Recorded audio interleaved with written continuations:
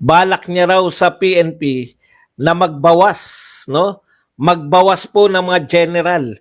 Talagang ano po, napepeste na po, no? Peste po tong gobyerno na to. Alam niyo po, ako ito masama pong balita yan kasi sa totoo, ilang ba ang generals? 125. Siyempre, yung Quadcom po ay iniimbestigahan na po lahat ng general ng PNP. Speaking, no? Aba, alam nyo po, may pahayag po tong yung ating pong DILG ngayon, na kapatid ni Remulla, na balak niya po, balak niya raw sa PNP na magbawas, no? Magbawas po ng mga general.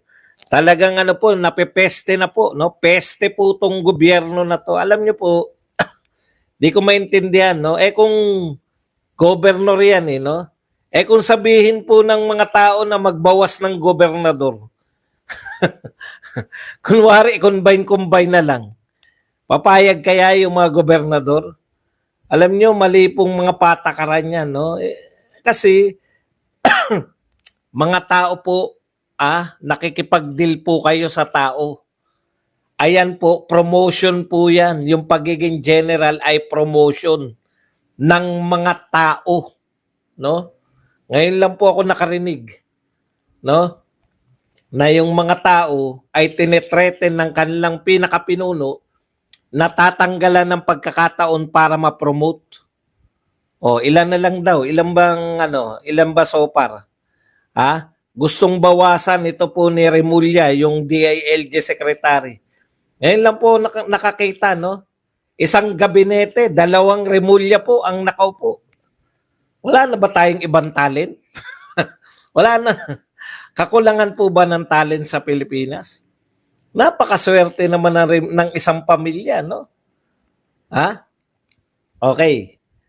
Alam niyo po, ako, ito masama pong balita yan kasi sa totoo, ilang ba ang generals? 125. Tapos, gagawin na lang ilan? Remulla. Ilan na lang daw yung gustong maging general. Yung kay Remulla. Ito po. Trim to 25. So, pagkakaitan mo, hindi ko maintindihan kung ano yung purpose, pero pagkakaitan mo ng yung 100 na ma-promote. Kumbaga, kung hindi na sila general, hanggang colonel na lang sila. Dahil lang umupo ka para lang hindi ko po maintindihan. Para ba makatipid? Ano yung purpose ng pagbabawas, no? Masyado raw marami. Without commands. Ewan po natin kung para saan po yung walang command. Okay. Sari-sari po, mga maliliit lang po to na pagtugon natin, no? Handang-handa na raw po. Ang laki po ng problema natin dito sa Christine, no? Pero handa na po silang imbestigahan muli yung mga Duterte. Parang wala lang nangyari, no? Kasi hodang may 1.4 billion tayong budget a day na flood control. Tapos, hindi naman pala nakakapigil sa pagbaha. Hindi pa rin importante sa mga congressman yan. No? Ang mga congressman po natin, 4 na pong committee, nag-combine na para isahan na lang Duterte. May isa pang committee na separate para kay BP Sara lang. Mas importante pong malaman nila kung ano ang hindi, kung ano yung ginawa sa budget na wala pong paglabag ayon sa COA, walang anomalya ayon sa COA, mas importante po sa kanila na alamin kung ano yung nangyari ron sa confidential fund ni BP Sara kaysa po dito sa na nagkakahalaga ng 1.125 million lamang. No? Hindi ko po nila lamang. Ikumpara nyo po sa 1.4 billion a day. Imaginein po, ilang billion po yun. Kung 1.4 billion a day. No? Ngayon, wala silang pakialam. Bumaha. Marami namatay. 81 na namatay. Akala nyo po ba, alamin nila, bakit 2.3 lang ang pinamigay ng DSWD sa kasagsagan ng ano? Tatanungin ba nila yung DSWD, bakit wala kayong maipamigay na budget? October pa lang ngayon. Bakit 2.3 lang? Wala silang pakialam dyan. Ang pakialam nila, si BP Sara gumastos ng walang anomalya, no? Aalamin nila para ano ang naganap sa walang anomalyang paggasta.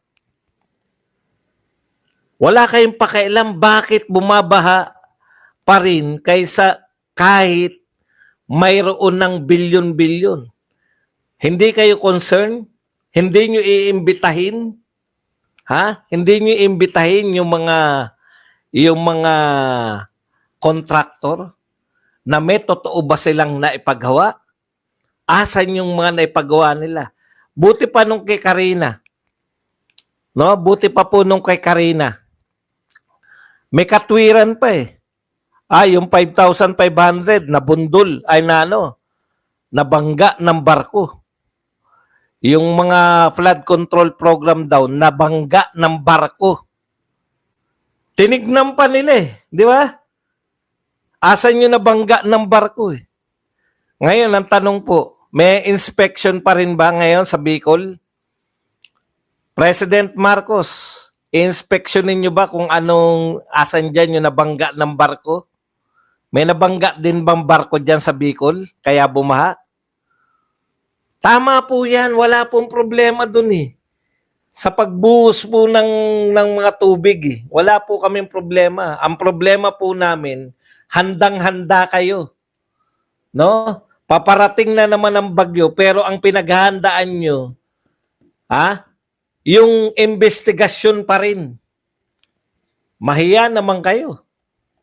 Gusto namin kayo mag-imbestiga. Opo. Kung papaano po, bakit walang naipamigay? 2.3 lang ang naipamigay ng DSWD sa buong Pilipinas.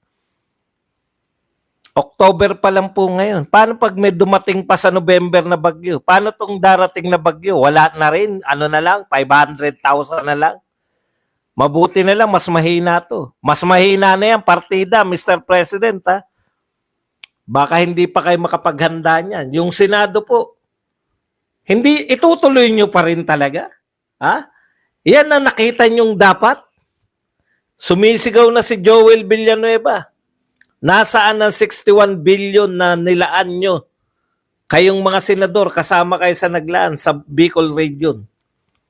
Sabi ni Villanueva, nasan yan? 61 billion sa Bicol. Di tignan ninyo. Gusto nyo ba ako mag-imbestiga niyan? Bigyan nyo ako ng budget. Ako na mag-imbestiga niyan. Punta ako sa Bicol.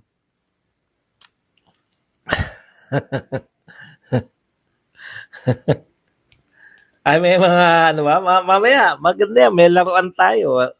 Ganitong relax-relax lang tayo ngayon.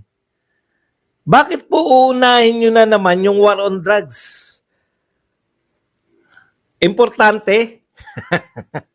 Importante sirain, di ba? Importante po na sirain nila yung mga Duterte muna kasi 2025 malapit na eh. Huwag niyong tanggalin at wala akong topic gano eh. Maganda yan. Okay, kanina pa ako sabi na acting president. Ito po, meron po rito, basahin ko lang po itong post. Hindi po siya sikat. Nagngangalang Romel D. Racimo, no? Nag-post